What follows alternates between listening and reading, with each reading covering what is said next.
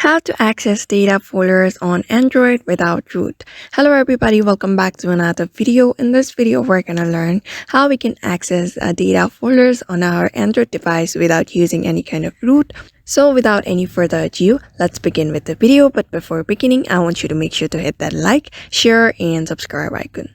So in order to do that, first of all, you need to download two applications into the device. For that, you just need to go to Play Store and search for Shijuku first. Shijuku. After that, tap on install and wait for the installation to be completed.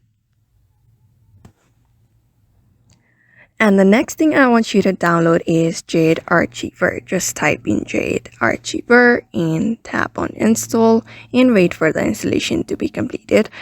After the Shijuku app is downloaded, just open the app and tap on pairing via wireless debugging.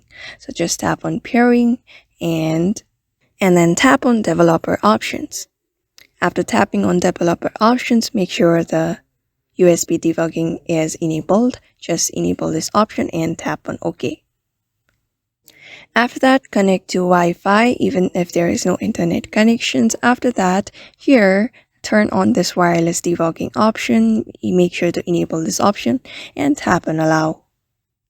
After you have enabled, just tap on this and here tap on pair device with pairing code. Just tap on it and here you can see the 6-digit code. Just tap on this notification that you receive here, pairing service found by Shijuku. And here, tap on enter pairing code. Just enter the code. After entering the code, you can see Shijuku has been paired in this app. After that, reopen the Shijuku app and get back. And tap on start. And you can see that the Shijuku server is now running. So get back. So another method is open the Jade Archiver app. After that, tap on the three dot and tap on settings. After tapping on it, you can see this root option. Just tap on root.